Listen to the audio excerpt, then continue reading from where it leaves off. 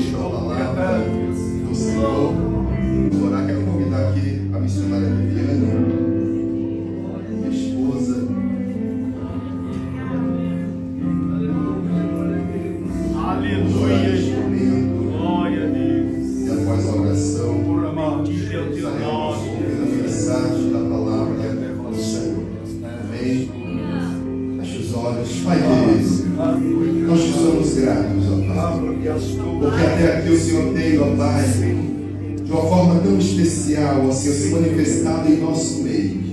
E neste momento, ó Pai, que a tua filha está aqui ministrando, ó Pai, a tua palavra. Que o Senhor, ó Deus, através da vida dela, Senhor, do teu Espírito, ó Pai, esteja falando, ó Pai, a cada coração, a cada vida. Nesta manhã, Senhor, usa ela com graça, Senhor, com sabedoria, na unção e poder do teu Espírito. Eu te peço, ó Pai, e assim te agradeço no nome de Jesus. No nome de Jesus. Aleluia, Jesus. Glória a Deus. Bendito é teu nome. Vou convidar aqui a missionária Viviana, minha esposa. Aleluia. Glória a Deus. E após a oração, bendito é o teu nome. Da palavra do Senhor. Amém. Feche os olhos. Pai querido, nós te somos gratos, ó Pai, porque até aqui o Senhor tem, ó Pai, de uma forma tão especial, ó Senhor, se manifestado em nosso meio. E neste momento, ó Pai, que a tua filha está aqui ministrando, ó Pai, a tua palavra. Que o Senhor, ó Deus, através da vida dela, Senhor, do teu Espírito, ó Pai, esteja falando, ó Pai, a cada coração, a cada vida. Nesta manhã, Senhor, usa ela com graça, Senhor, com sabedoria, na unção e poder do teu Espírito. Eu te peço, ó Pai, e assim te agradeço no nome de Jesus. No nome de Jesus.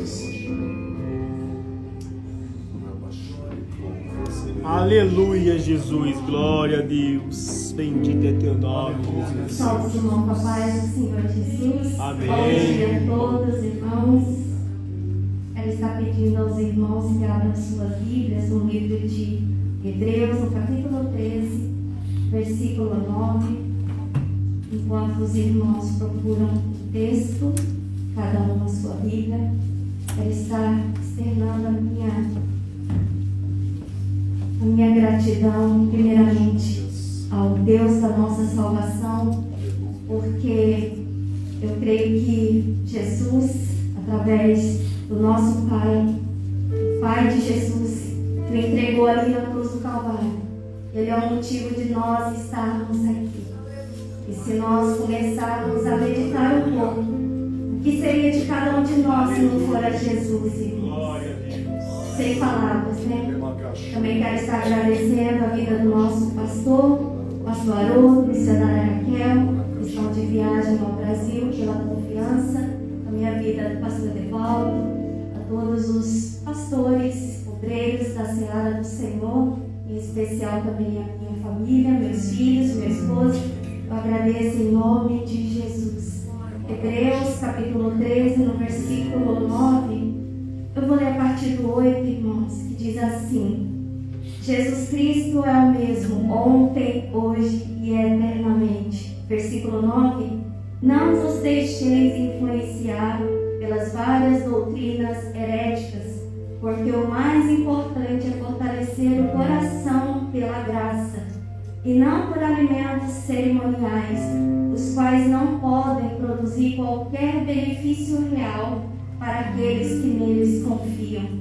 Ainda no versículo 9, numa outra tradução, diz assim: não vos deixeis levar por doutrinas várias e estranhas, porque bom é que o coração se fortifique com a graça, e não com alimentos, que não trouxeram proveito algum aos que com eles se preocuparam.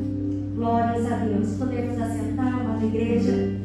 Sabemos, irmãos, que o nosso Deus, através de Jesus, Ele se faz presente neste lugar. Ele é o motivo de todas as coisas. Sabemos que Ele tem um plano eterno para toda a humanidade. E se esse plano é eterno, não é relativo, não é passageiro.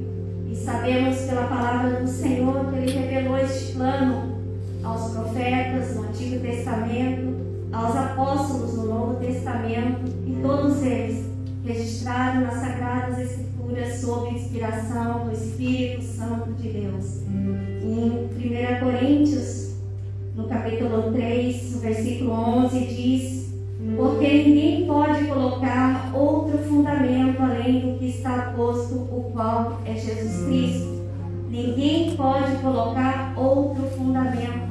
A palavra fundamento na nossa vida, na vida cristã, são os princípios básicos mais essenciais para a nossa fé.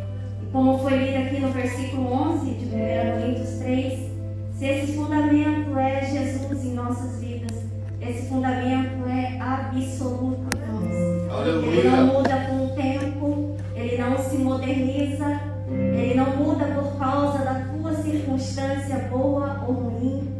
Ele concentra todo o poder. Amém? 1 Coríntios, no capítulo 3, no verso 10, diz assim ainda: segundo a graça de Deus que me foi outorgada, eu, como prudente construtor, lancei o alicerce, que é o fundamento, e outro está edificando sobre ele. Entretanto, reflita bem cada um como constrói. Esta última parte, numa outra tradução, diz assim: mas veja cada um como edifica sobre ele. Veja cada um de nós, como edifica sobre este fundamento. Amados, esse contexto de 1 Coríntios, no capítulo 3, embora a igreja de Corinto havia sido muito abençoada pelo Senhor em diversos aspectos, os irmãos têm conhecimento que os dons espirituais não faltavam na igreja de Corinto. Eles desfrutavam do poder do Espírito Santo para cumprirem a sua missão neste mundo. Mas nesse contexto, infelizmente, o apóstolo Paulo estava instruindo aqueles irmãos que estavam passando por problemas de discórdia, de divisões. Eles estavam vivendo em meio ao partidarismo. No capítulo 1 deste livro, no versículo 12, nos conta que um dizia que era de Paulo, outro dizia que era de Apolo, outro ainda falava que era de Pedro, irmãos, e outros ainda até falavam que era de Cristo. Só a misericórdia do Senhor. E também para que a fé deles, irmãos, não se fundamentasse na sabedoria humana, nos padrões de conduta deste mundo, que é carnal, que é imatura, mas sim na sabedoria que vem do Senhor através da sua palavra. E não muito diferente daquela época, nós estamos vivendo uma época marcada pela influência. Naquela geração, há quantos mil anos atrás, irmãos, eles já viviam uma geração marcada pela influência das pessoas imorais. É isso que o apóstolo Paulo estava alertando a igreja de Corinto. E na nossa geração, nós estamos vivendo, os irmãos têm ciência disso, nós estamos vivendo em uma geração que nunca foi tão influenciada. E a influência é o ato, o efeito que uma pessoa sobre alguém. E ela tem até a capacidade, irmãos, de alterar o desenvolvimento ou comportamento de alguém. E, como já foi falado nesta manhã, grande parte desta influência que a nossa geração tem vivido nos dias a dias, ela foi viabilizada pela mídia. Está presente na vida de todos, né, irmãos? Você olha para uma criança, ela já está ali com telefone celular. Você olha para um ancião, ele já está com o seu celular. E eu sei, os irmãos também sabem, que trouxe uma facilidade em nossas vidas muito grande. Facilitou a vida de todos em várias coisas. Mas, por outro lado, irmãos, a internet, através das redes sociais, das plataformas digitais, ela deu voz para muita gente. Para muita gente que tem bagunçado muitas coisas, sabe? E, na verdade, até existem aquelas pessoas que dizem que tem feito com boa intenção. Mas muitas vezes a boa intenção, ela não muda o fato de que princípios estão sendo distorcidos. Mas por que será que isso tem acontecido na nossa geração? É porque um código correto de crença não está sendo construído, não está sendo edificado na vida de muitos, não de todos, mas de muitos. E como é que eu tenho que fazer na minha vida para que eu não seja influenciada?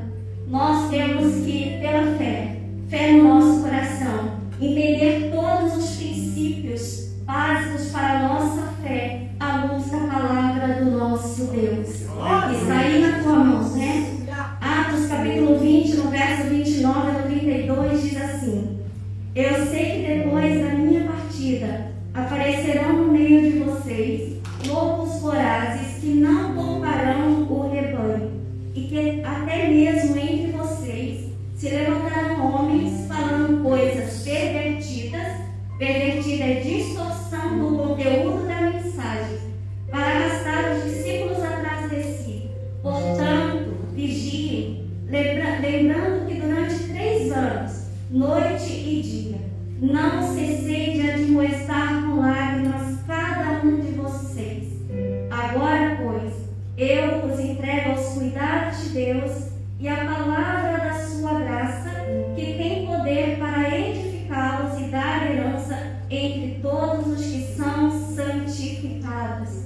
Amados, nós fomos entregues ao cuidado de Deus. Nós temos a certeza que existem coisas em nossas vidas que só Deus pode fazer, amém, irmãos? E a palavra da sua graça, aquilo que cabe a cada um de nós, obedecê-la ou não obedecê-la, aceitá-la ou rejeitá-la. E hoje, irmãos, eu orando e pedindo ao Senhor graça, que eu queria ser um pouco mais prática e tenho aprendido um pouquinho, nós temos inúmeros exemplos de influências na nossa vida, na vida de todos. E temos muitas mulheres aqui. As mulheres hoje, elas são muito influenciadas pelo excesso de ver a vida de outras pessoas pelas redes sociais. Pessoas que ficam ostentando tantas coisas materiais. O padrão de beleza da mulher está bem diferente, né, do passado. Um padrão de beleza totalmente externo, muitas vezes esquecendo da beleza interior que reflete no exterior. E nós estamos sendo tão bombardeadas em olhar apenas para a aparência. E nós, irmãos, como servas de Deus, temos aprendido pela sua palavra que a nossa satisfação deve ser em Deus por aquilo que Ele já tem feito por cada um de nós. Em 1 Samuel, capítulo 16, no verso 7, diz assim, a partir do versículo 7: Eis que Deus enxerga não como o ser humano vê, porquanto o homem julga e toma em elevada consideração a aparência, mas o Senhor sonda o coração. Amados, os sociólogos, eles dizem que a internet é uma das causas da infelicidade, da insatisfação no coração de muitas pessoas. E quando eu estava estudando, eu ouvi sobre uma pesquisa que foram feitas com mulheres, um grupo de mulheres que tinham acesso às plataformas digitais e um outro grupo que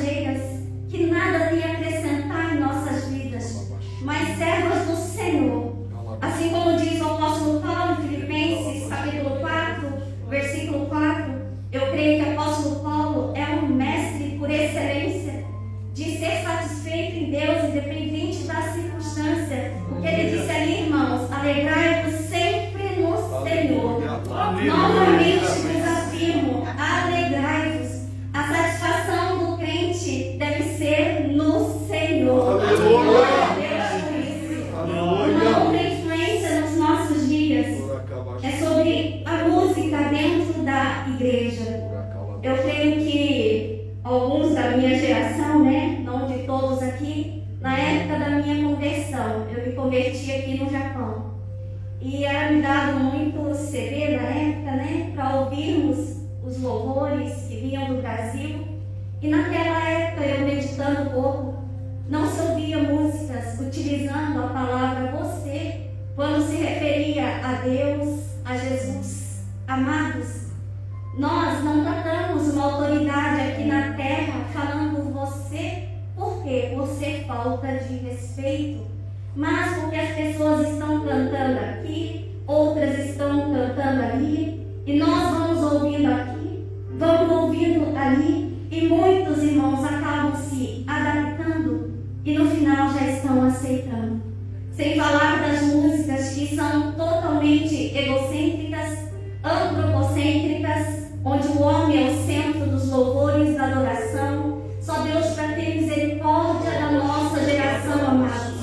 A nossa adoração é voltada para Deus, para denunciar outra, não ser para o nosso Deus.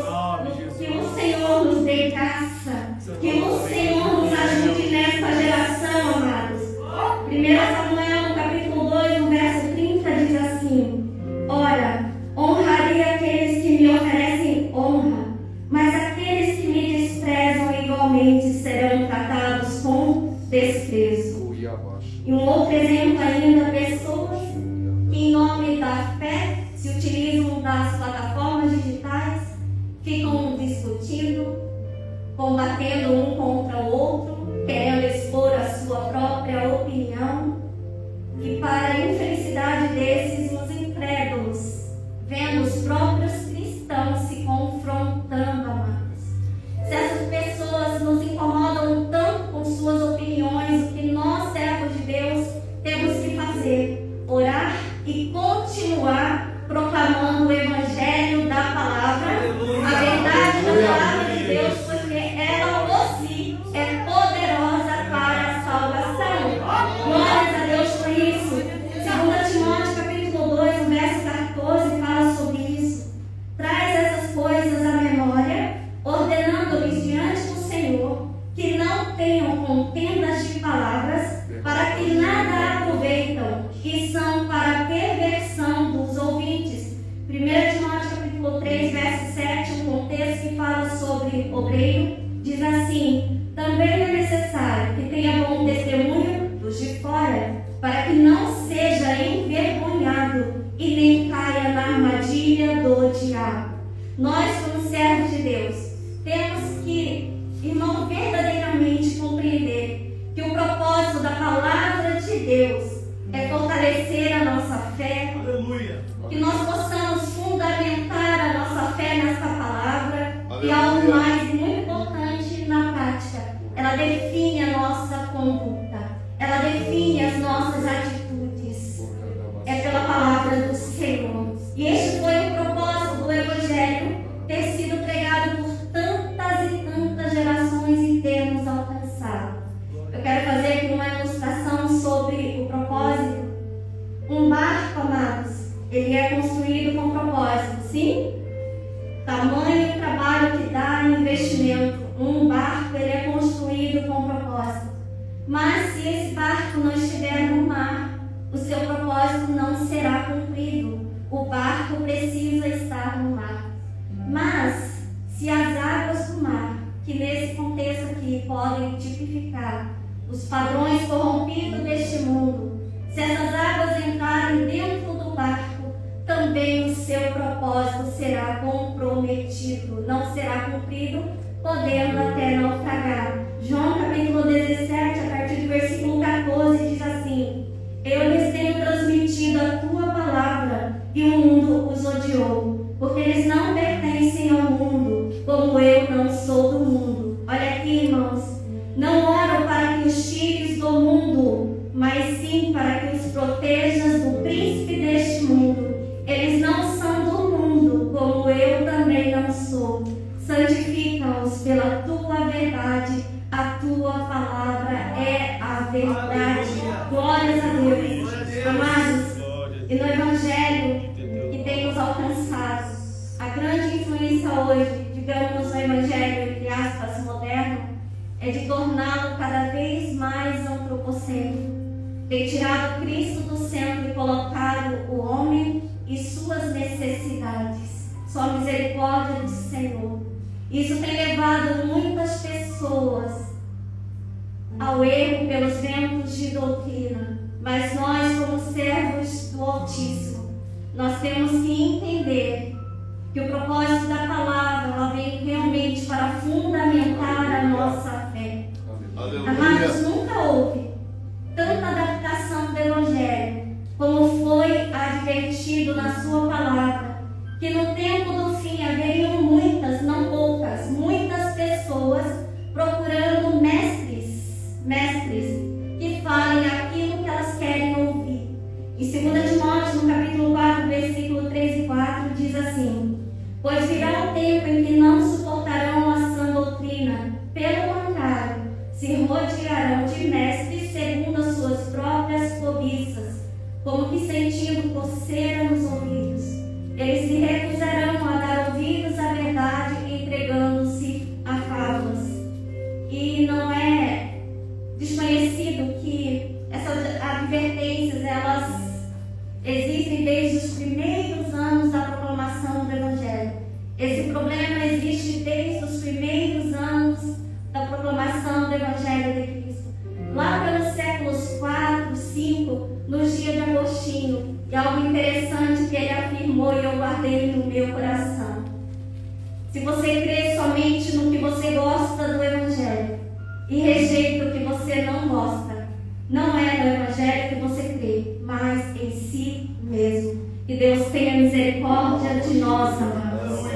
Em Lucas, no capítulo 5, versículo 37 e 38, Jesus ele propôs uma parábola muito interessante, que diz assim, amados: e ninguém põe vinho novo em odres velhos, porque se fizer isso, o vinho novo romperá os odres, o vinho se derramará e os odres se estragarão. Pelo contrário, o vinho novo deve ser posto em odres novos. Nessa parábola, amados, o vinho novo era o suco da uva que ainda não tinha sido fermentado, que normalmente era guardado no odre, como está aqui no texto. E este odre era uma espécie de um cantil feito do couro animal. E quando se guardava então esse suco da uva neste cantil, que é o odre, então dilatava aquele odre. E ao limitar uma quantidade do suco da uva a uma quantidade igualmente limitada de oxigênio, eles tinham controle sobre o processo da fermentação. A fermentação é quando o açúcar da própria fruta ela começa a se transformar em álcool. E quando começava, irmãos, essa fermentação, o odre ele ficava com uma pressão enorme. Imagina o açúcar se transformando em álcool. Então, se o couro fosse velho, ressecado, o odre velho, ele não suportava a pressão e arrebentava. Então se perdia não só o odre, mas também o conteúdo. E o que Jesus está nos ensinando aqui, amados? O vinho novo é a obra de Deus em cada um de nós.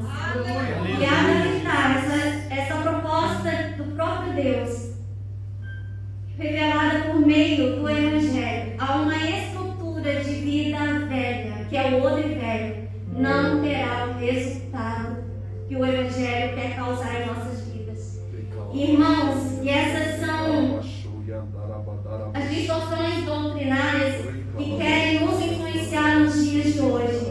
São exatamente o que diz aqui nesse contexto da parábola. A influência é tão grande nos nossos dias, amados. As pessoas não estão rejeitando totalmente o Evangelho. Elas estão apenas adaptando o Evangelho. Sabe, irmãos, mantendo aquela forma de piedade, que é a aparência de crente, mas negando o poder dela, o poder do confronto para a transformação do crente e aperfeiçoamento em Cristo Jesus. Em 2 Timóteo, capítulo 3, no versículo 1, versículo 2, a parte A, e o versículo 5, o pequeno resumo, diz assim: mas você precisa saber disso. Nos últimos dias sobrevirão tempos difíceis. Homens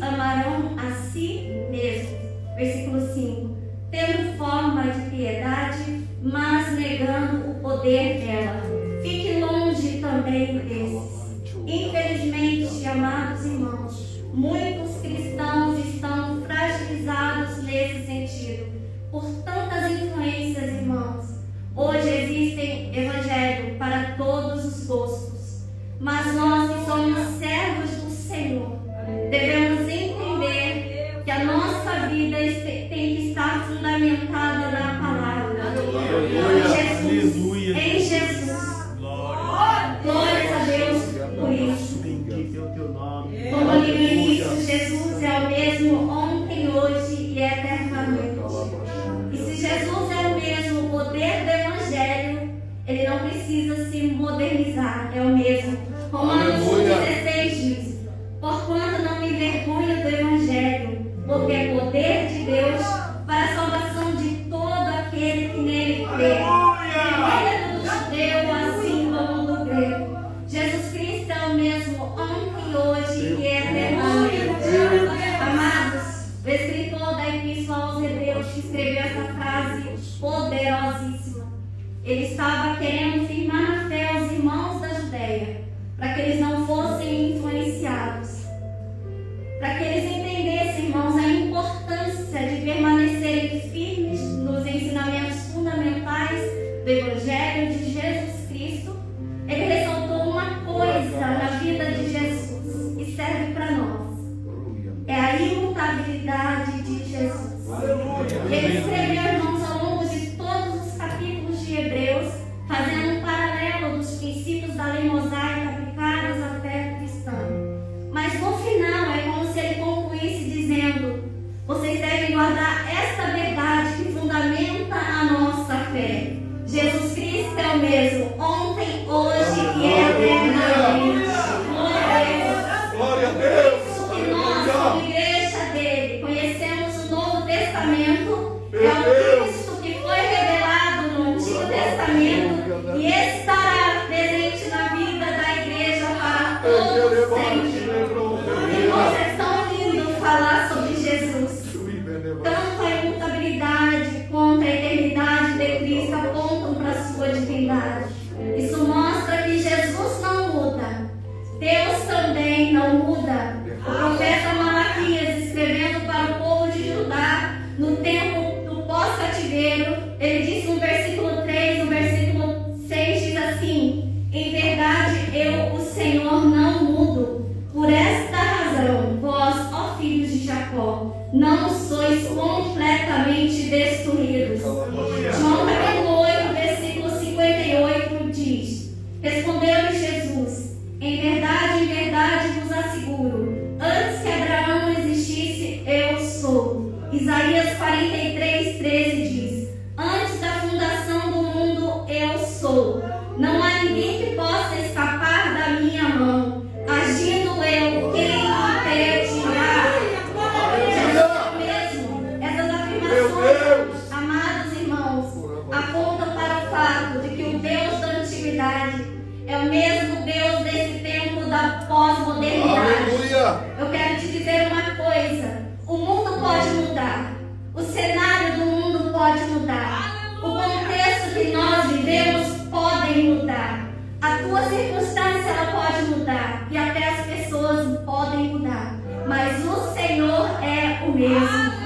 João, na introdução do livro de Apocalipse, ele começa o capítulo 1, versículo 4, dizendo assim: graça e paz a todas as igrejas da parte daquele que era, que é e que há de vir. Deus estava no passado, irmãos, com a mesma presença que Ele está no presente e estará no futuro. Apocalipse 1:8 diz: eu sou o Alfa e Ômega.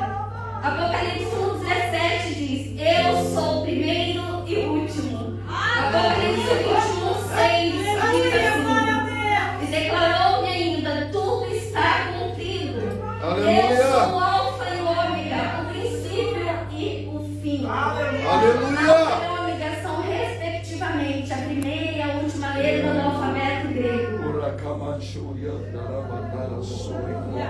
A Grécia, ela era o berço do pensamento ocidental. E quando Jesus diz: eu sou Alfa, ele está dizendo: Antes que houvesse conhecimento, amados irmãos, antes que houvesse ciência, Ele já estava lá. Aleluia. Quando Ele disse, eu sou o ômega. Quando todo conhecimento passar, toda ciência passar, Ele estará lá. Porque Aleluia. Cristo é o primeiro, antes de tudo e de todos. E Cristo também é o último, quando nada mais existir, todas as coisas passaram. Ele permanece imutável e inabalável. Aleluia. E o plano eterno que eu vos falei no início, que Deus tem para cada um de nós, é a salvação. Salvação é a causa mais importante do nosso Deus que se faz presente neste lugar. Tudo que Deus faz é para salvar, amada igreja. Alguns estudiosos dizem que se os 3 anos e meio do ministério de Jesus tivessem sido tão detalhadamente registrados como foram os 3 últimos anos do ministério de Jesus, teria que se acrescentar aproximadamente 8.400 páginas à Bíblia Sagrada. E a pergunta é: por que será que o Espírito Santo deu tanta ênfase nos 3 últimos dias do ministério de Jesus? Por causa da grandeza da obra de Cristo na cruz do Calvário. A tua salvação foi a causa do Calvário. Aleluia. Uma obra, irmãos, que só poderia o Senhor realizar em nossas vidas. O maior plano da história da humanidade é a salvação de cada um de nós. E no Antigo Testamento as palavras que definem salvação é para os teólogos aí, mas é Natsal, Yashar, que ocorre respectivamente 212 e 354 vezes no texto canônico veterotestamentário, ou seja, desde a antiga aliança o Senhor já vem construindo a plataforma da salvação. Deus, na sua eternidade, amados, Ele criou o homem perfeito. E sabendo que o ser humano pecaria porque Ele deu ao homem a liberdade para obedecê-lo ou não, antes mesmo de dizer façamos o homem à nossa imagem e conforme a nossa semelhança, Ele já tinha entregado Jesus antes da fundação do mundo. O homem caiu, amados, mas Deus já tinha o plano do Cordeiro. No verso 23, a parte A, o Pedro diz que Jesus Cristo foi entregue por propósito e pré-conhecimento de Deus, conhecimento antecipado do nosso Deus. Aleluia! Uma das frases mais poderosas da Bíblia, uma delas, está em João 19:30, que diz assim, é bem curtinha: está consumado. Essa frase é o suficiente para a salvação de toda a humanidade, amados. Porque está consumado é a vitória de que toda a dívida está paga. Tudo está resolvido, o problema do ser humano já está resolvido e cumprida está a lei. Irmã Viviane, porque você vai falar de salvação num CFO, num tempo de pós-modernidade, onde as pessoas são tão informadas? Porque, lamentavelmente, as pesquisas mostram que um pouco mais de 50% dos cristãos não creem na sua própria salvação. Por não estarem alicerçados em Cristo, na sua palavra, são facilmente levados pelas influências dos ventos de doutrina. Muitos estão, irmãos, como a dracma, se perdendo em casa. Estamos aqui como Igreja de Cristo. E eu sei, irmãos, que estar ativo na obra de Deus é uma bênção. Aleluia. Nenhum obreiro faz a obra de Deus sozinho, nenhum pastor faz a obra de Deus sozinho. A obra é de Deus, mas Ele usa pessoas voluntárias para o seu reino. Mas, amados, estar ativo na igreja não garante que nós estamos bem com Deus. Temos que ter muito cuidado com o ativismo religioso e acabar negligenciando a nossa comunhão com Deus, o nosso secreto com Deus e a obediência à sua palavra. Amados, deixa eu falar algo que o Senhor colocou no meu coração. Nós não podemos substituir das nossas vidas aquilo que é insubstituível. E o que é insubstituível na vida de um cristão é Jesus. Porque Ele é o mesmo ontem, hoje e eternamente. Sabe, irmãos? Um dia uma pessoa me parou e perguntou o que eu achava de uma outra pessoa, comentando com ela, dizendo que alguns jovens, eles não permanecem na igreja porque não tem nada, no sentido de movimento, no sentido de entretenimento.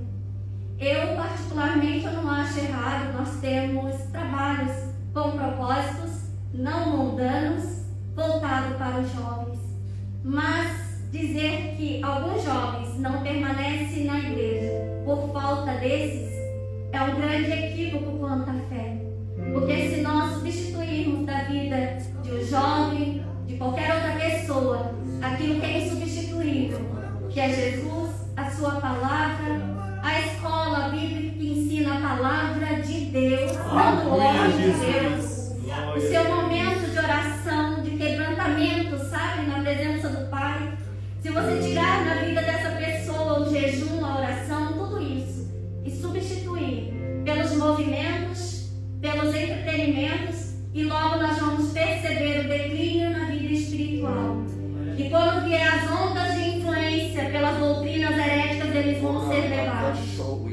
Temos que ter muito cuidado, amados. E eu conversando ali com os meus meninos em casa, de forma simples e prática, perguntando para eles se eles entendem de tanto ouvir, né, que nós precisamos nos encher de Deus, encher de Jesus. E eu perguntei para eles, como é que a gente faz isso na prática? É pela palavra do Senhor e a ação do Espírito Santo em nossos corações. Porque, amados, o ser humano por si, ele tem uma tendência de se achar quando ele tem um certo conhecimento. E é só pelo Espírito Santo, amados, que nós somos convencidos através da sua palavra ao arrependimento quando nós falhamos. É só o Espírito Santo que nos ajuda em tempo oportuno a lembrar da sua palavra para praticarmos a sua palavra, principalmente quando isso confronta a nossa própria vontade.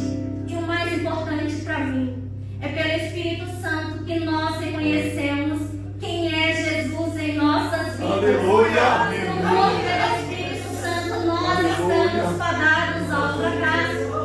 Provérbios capítulo 3, versículo 5 e 6 diz assim: confia no Senhor de todo o seu coração e não te apoies no teu próprio entendimento. Reconhece o Senhor em todos os teus caminhos e Ele, irmãos, Ele endireitará as suas veredas. Amados, nós não podemos nos deixar influenciar pela religiosidade, pela forma de piedade que é a aparência de crente e negar o poder dela.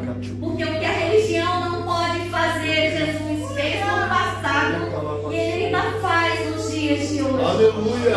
A religião, irmãos, olhou para aquele leproso e disse, imundo. Mas Jesus olhou para o mesmo leproso e disse, ser limpo. A religião olhou para aquela mulher flagrada em adultério e disse, apedreja. Mas o nosso Jesus olhou para aquela mulher e disse, vai-te em paz e não peques mais. A religião olhou para aquele publicano e disse, você não pode entrar no templo. Mas Jesus olhou para o mesmo publicano e disse, já que você não pode entrar no templo, vamos para a tua casa que eu vou passar a noite lá. A religião olhou, irmãos, para aquele ladrão e disse, crucifica. Mas Jesus olhou para o mesmo ladrão e disse, hoje mesmo estarás comigo no paraíso. Mateus capítulo 24, versículo 35. Ainda bem que deixaram ele para mim aqui, né, irmãos? O que diz?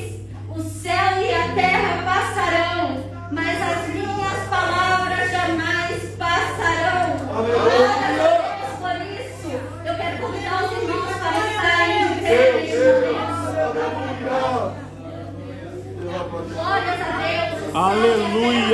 Jesus, glória mas a as Deus. minhas palavras jamais passarão. E eu quero falar para a amada igreja: não substitua da tua vida o que é insubstituível, que é Jesus. Não substitua Jesus da sua Aleluia, vida, a sua Jesus. vida espiritual.